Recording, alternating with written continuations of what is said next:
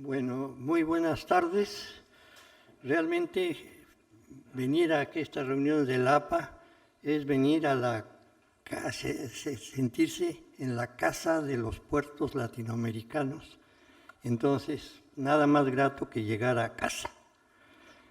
La presentación que voy a hacer parte de un problema muy grave que estamos viviendo en México, consecuencia de 500 años de una cultura terrestre. Desde la llegada de los españoles, el poder y la economía se concentró en el altiplano, de manera que en este momento nosotros tenemos dos opciones para el desarrollo del país: la supervivencia, manteniendo el mismo tipo de desarrollo con una cultura terrestre, o la sustentabilidad,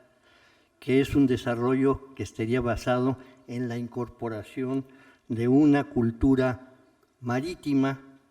tomando en cuenta precisamente que en el caso de la supervivencia,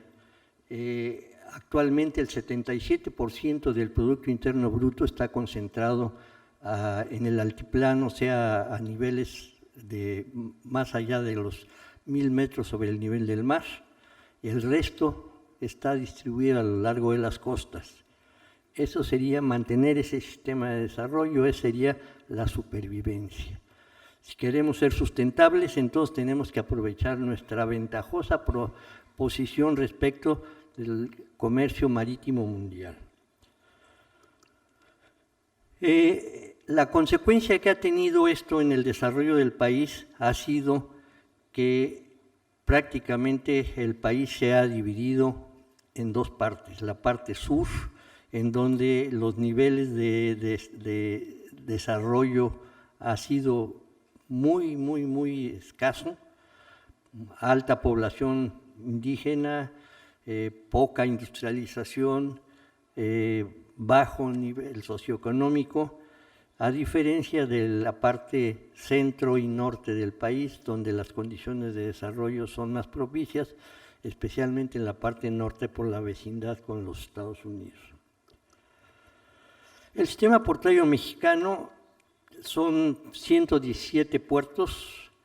de los cuales hace 25 años se promulgó una nueva ley de puertos que permitió organizar los principales puertos del país en administraciones portuarias integrales. Esta organización ha permitido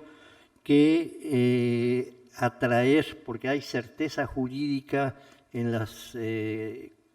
cesiones parciales de derechos que se otorgan a las empresas privadas y a los operadores privados.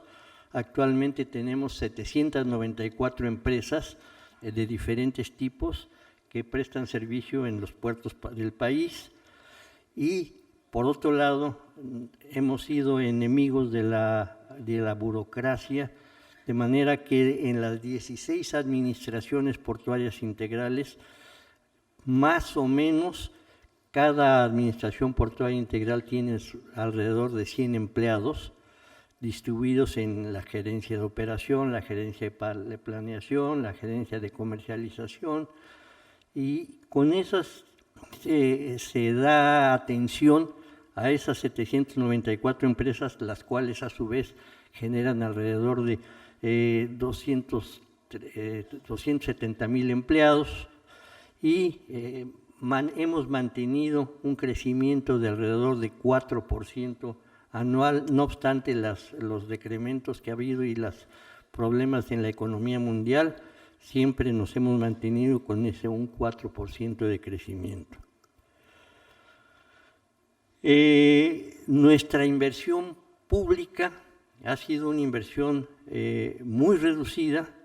La mayor parte de esa inversión ha sido inversión privada,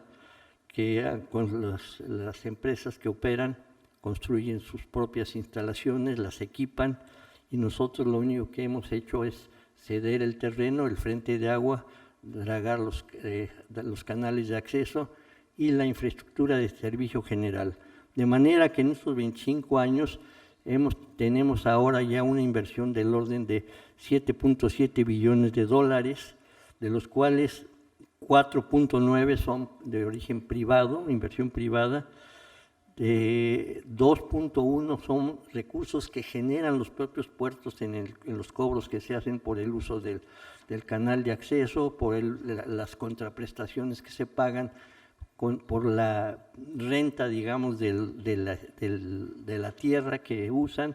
y las contraprestaciones variables consecuencia de los movimientos de carga que hace cada terminal. Y solamente nosotros hemos requerido apenas 0.7 millones de dólares de inversión del sector público, o sea que prácticamente no somos independientes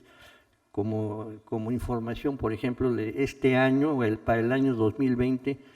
la aportación de recursos públicos para los puertos va a ser 0. Entonces, ¿qué estamos viviendo en este momento? Todo lo que hemos escuchado hoy en las pláticas de hoy en la mañana, nos damos cuenta que hay un enorme cambio en los procesos logísticos. Ya los puertos dejaron de ser, desde luego, una infraestructura para convertirse en centros de negocios que forman parte de cadenas logísticas que distan mucho de ser el viejo concepto de que el puerto es el sitio donde se refugian las embarcaciones para llegar a hacer sus maniobras de carga y descarga y transferir al transporte terrestre, etcétera, etcétera, etcétera. En realidad, en el caso mexicano, los puertos del país están más bien orientados, y eso es la intención, de llevarlos hacia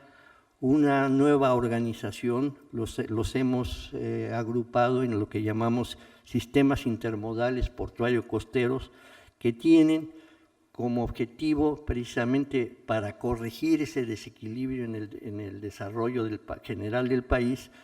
generar alrededor del puerto zonas de desarrollo, no solamente dentro de lo que podríamos llamar el recinto portuario, sino en las regiones alrededor, para que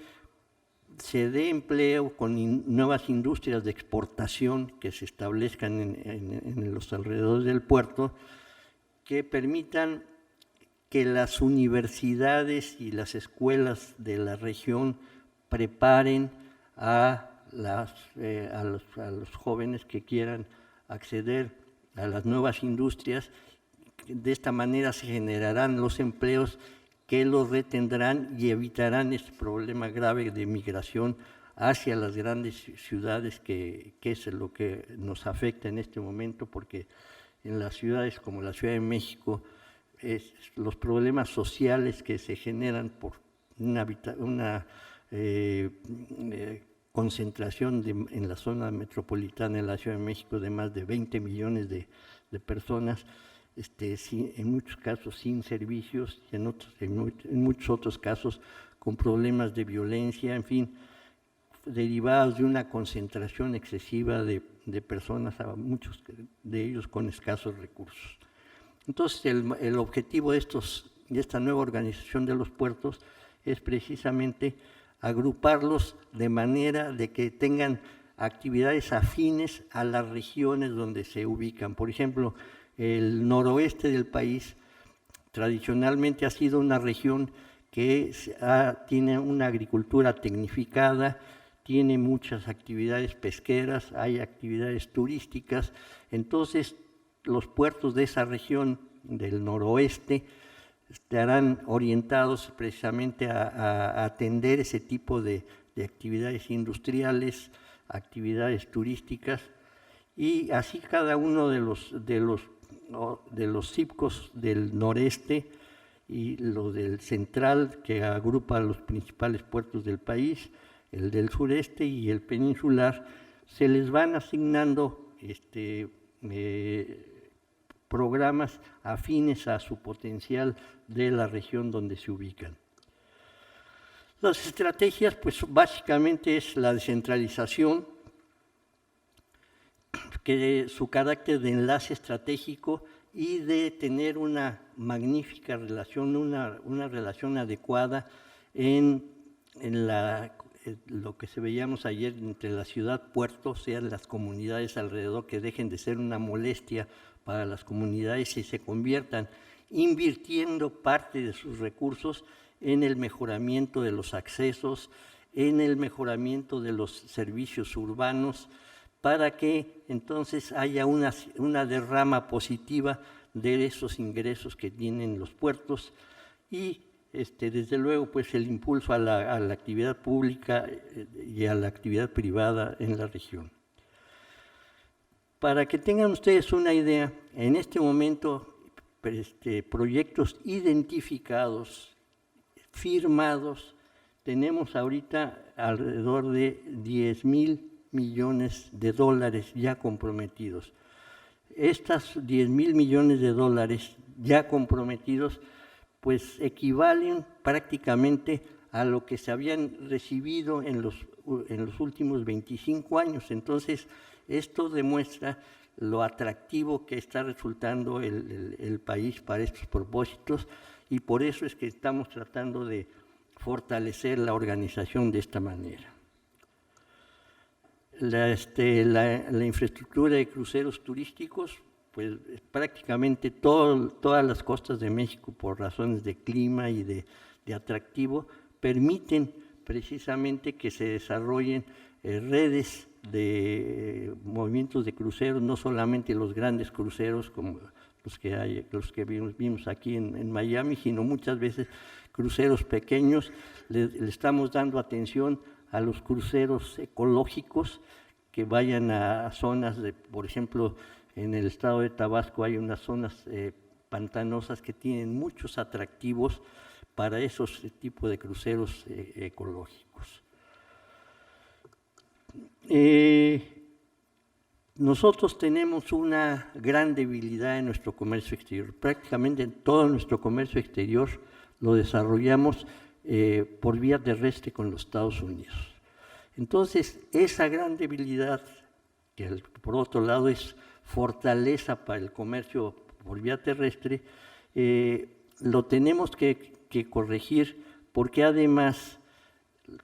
por la forma del país, los recorridos de distribución interior hacen que los costos sean muy altos, los problemas de deterioro de las carreteras, los problemas de contaminación por la emisión del transporte terrestre. Entonces,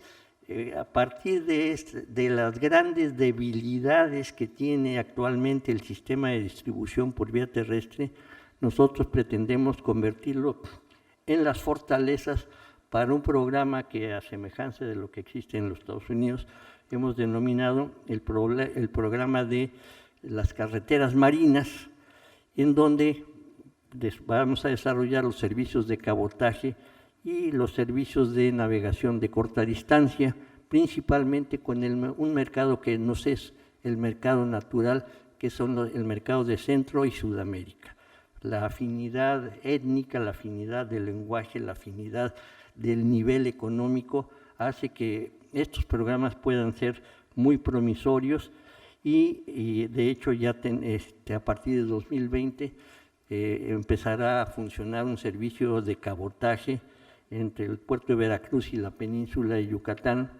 Para que ustedes tengan una idea, el año pasado para el transporte terrestre, las pérdidas por robos y daños que sufrieron el transporte hacia la península de Yucatán significó alrededor de 100 millones de pesos, o sea, nada más de robos y de problemas de daños a las carreteras. En fin, entonces, así las cosas, nuestro programa de lo que ya hemos llamado de carreteras marinas, que estará perfectamente identificado, y decía yo que las debilidades del transporte terrestre se convertirán en fortalezas,